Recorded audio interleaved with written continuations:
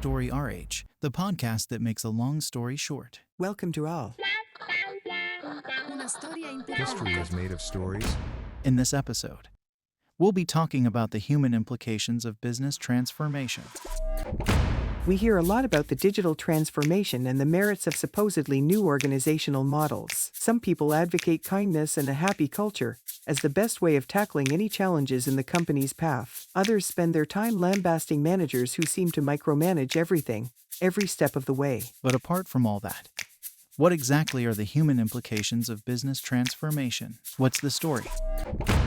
The initial challenge is individual autonomy. For example, when you take the Taylorist model to the extreme, it tends to keep any sort of employee autonomy to a minimum, whereas more innovative models tend to do the opposite, giving individuals a lot more freedom. It's fair to assume processes and labor standards won't adapt on their own. It comes down to ensuring frontline employees have enough leeway to adapt what they're doing to the real challenges they face. That autonomy can happen because it fits into a clear framework, which is what separates it from the level of freedom associated with liberated, F-form companies. Exactly.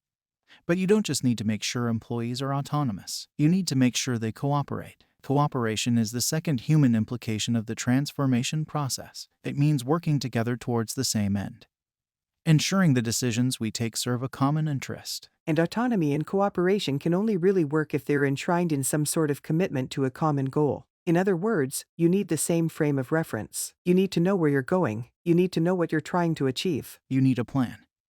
A plan guided by what sociologists like to call habitus, or ways of doing things. Values, which in this case means a corporate culture. The corporate culture is our third point of focus. It needs to be about more than just sharing a common culture, though. Everybody has to be on board and working towards the same end. And that's where commitment comes in, which is the fourth of our human implications. Right, but there's more to it than that. People can't rally to the cause if they're not competent, which brings us to the skills available within the company.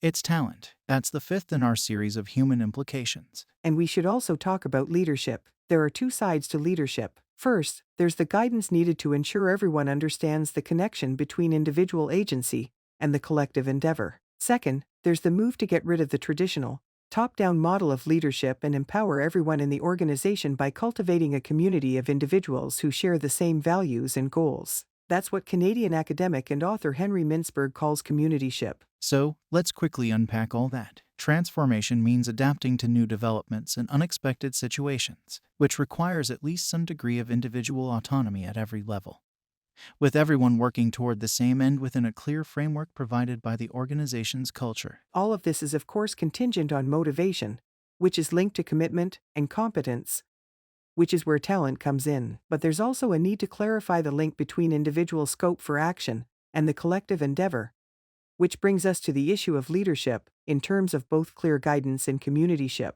To recap, there are 6 human implications of business transformation: autonomy, cooperation, corporate culture, commitment, talent, and leadership. Is that right? Exactly right. Way to make a long story short.